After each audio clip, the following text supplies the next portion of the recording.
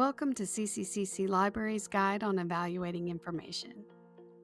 Not all information is created equal. That means you may need information from a variety of sources to get a full picture of your topic.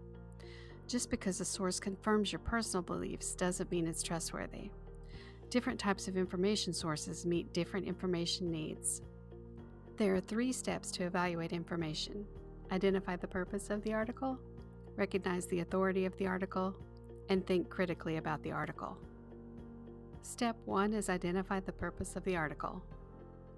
Information is shared for many reasons, including entertainment, factual reporting, persuasion, and misleading purposes. Entertainment sources can span a wide range of mediums, from long articles in Vogue to viral social media posts. Factual reporting includes news stories and scholarly articles, such as primary research articles or professional and trade articles. Persuasive articles aim to convince readers to adopt a specific viewpoint or action, often seen in social media posts and clickbait. Misleading articles, or fake news, intend to deceive readers with false or manipulated information, such as posts about Bigfoot sightings. Ask yourself, why was the article written? The gold standard for many types of information is the primary research article. Make sure the articles you find meet your needs. Step 2 is recognizing authority. People often assume that if the URL contains .org or .gov, that it's an academic source. This isn't always true. While these can provide useful and reliable information, they are not academic. There are many different types of expertise. Experienced experts can be witnesses, the news, and social media. Societal position experts are typically affiliated with the government, like the CDC, the FBI, or the Bureau of Land Management. The professional expert is someone who has years of experience working in the field.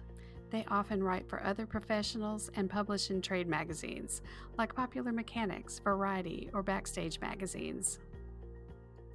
And the scholarly expert is a person with an advanced degree in a particular field. They conduct primary research and publish scholarly, peer-reviewed articles. Your instructor may have asked you to look for peer-reviewed materials in your research. Peer review is a process. That process begins with the author coming up with an idea. They run experiments to prove the idea. Then they write up their findings. They submit the article that they wrote to a journal where the editor reviews it for relevance. The article is then evaluated by a panel of experts, the author's peers, who recommend acceptance, rejection, or revisions. If it's not accepted, the article is returned to the author for revision, and the process starts again. Only after this article has passed peer review will the article be published. Peer review is crucial in scholarly and academic publishing for 2 main reasons. First, it ensures credibility as the panel consists of experts in the same field, who verify the research's accuracy and importance. Second, it maintains objectivity and reduces bias as the reviewers do not know the author's identity and the authors do not know who reviews their work. This anonymity minimizes the likelihood of acceptance or rejection based on personal biases. Step 3 in evaluating information is to think critically. Critical thinking, including healthy skepticism, will allow you to question the quality, purpose, and authenticity of the information you read.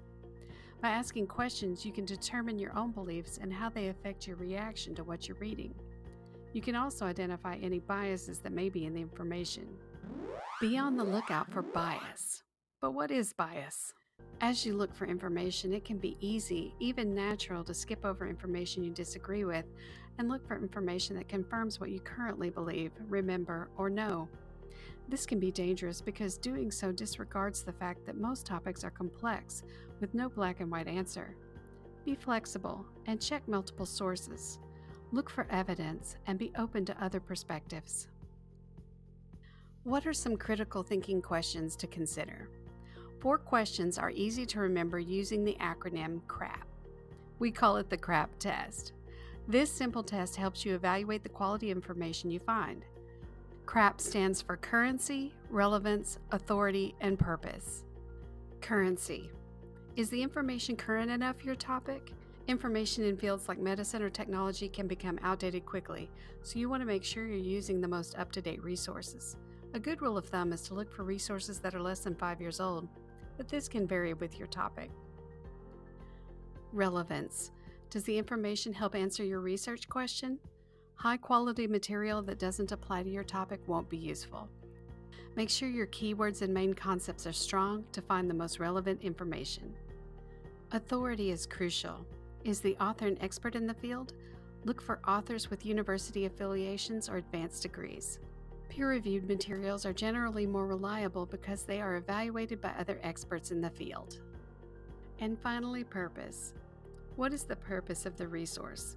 Was it created without financial or political bias? Aim for information intended to inform, rather than entertain or persuade. By using the C.R.A.P test, we can quickly determine the reliability of these sources. Evaluating information is key to making informed decisions. Remember, not all information is created equal, so be diligent in your research. Thank you for watching. With these tips, you'll be well on your way to finding the best articles for your research. Happy searching!